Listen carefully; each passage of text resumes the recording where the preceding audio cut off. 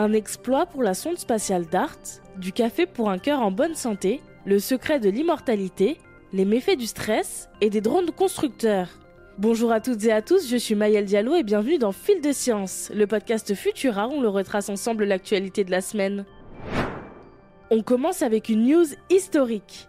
Dans la nuit du 26 au 27 septembre, la sonde spatiale de la NASA, DART, est entrée en collision avec Dimorphos, une petite lune de 160 mètres en orbite autour de l'astéroïde Didymos.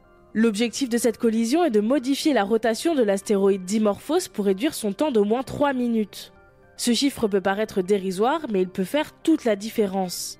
Aussi minime soit-il, un changement d'orbite d'à peine quelques millimètres pourrait faire en sorte qu'une planète ne soit pas percutée, mais seulement survolée par un astéroïde. Nous ne savons pas encore si la collision de DART avec Dimorphos a eu l'effet escompté, mais si tel est le cas, ces résultats pourraient permettre aux scientifiques de se préparer au cas où un astéroïde menacerait de percuter la Terre. Le choix s'est porté sur Dimorphos car bien qu'elle soit plutôt proche de la Terre, à 11 millions de kilomètres, la sonde DART n'aurait pas pu modifier sa trajectoire au point où la Lune aurait pu devenir une menace pour notre planète. L'événement a été retransmis en direct, alors en attendant les résultats de ce nouvel exploit, je vous invite à retrouver les images pré-collision sur Futura. La semaine dernière, dans Fil de Science, on vous parlait des bienfaits du thé.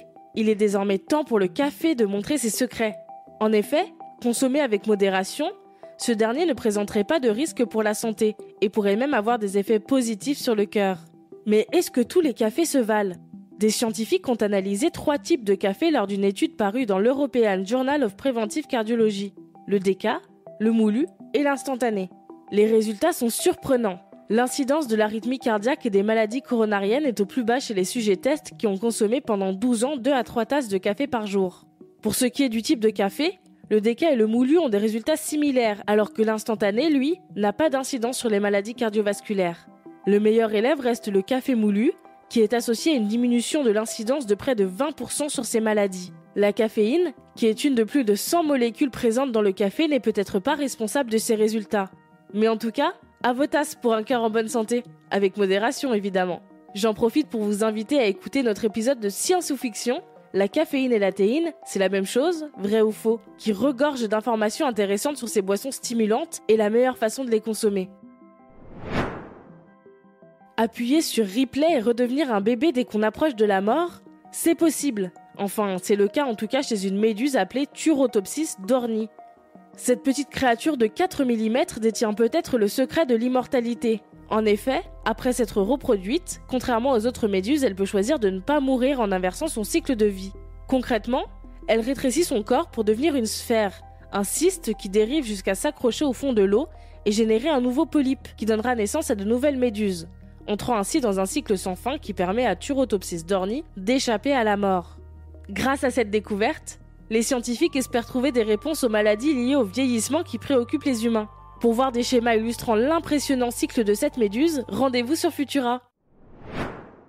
On savait que le stress affectait nos corps et nos comportements, mais une nouvelle étude montre qu'il affecte également nos relations amoureuses.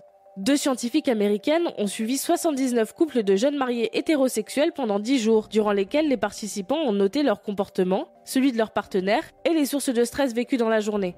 Résultat, quand on est stressé, on a tendance à se concentrer sur les défauts de l'autre plus que sur ses qualités. C'est l'accumulation de stress qui peut mener à ce changement de perception, mais attention, cette étude reste subjective et limitée, à prendre avec des pincettes donc. Construire des bâtiments avec des drones ? Ce sera peut-être bientôt possible. Des chercheurs britanniques et suisses ont créé un mini essaim de drone capable d'imprimer des structures en 3D. Il fonctionne de manière autonome et coordonnée comme le feraient des abeilles ou des guêpes, mais avec tout de même un superviseur humain apte à réagir en cas de problème. Certains drones sont équipés d'une tête d'impression tandis que d'autres sont équipés de capteurs qui s'assurent que tout est parfaitement aligné. Les drones ont ainsi réussi à construire une structure de 2 mètres faite d'un matériau à base de ciment et adaptée à l'impression 3D. Cette technique pourrait, à terme, être utilisée pour construire ou réparer des bâtiments, notamment sur des sites difficiles d'accès. La vidéo de la construction et toutes nos autres actualités sont disponibles sur Futura. Et voilà pour cette semaine. Si cet épisode de Fil de Science vous a plu, pensez à vous abonner, à nous laisser une note et un commentaire pour soutenir ce podcast. Cette semaine, je vous invite à écouter notre dernier épisode de Vitamine Tech, dans lequel Alain Mattei vous parle lui aussi d'une première historique, la nomination d'une femme robot à la tête d'une grande entreprise chinoise. Quant à moi, il ne me reste plus qu'à vous souhaiter un excellent week-end Et surtout, restez curieux. À bientôt.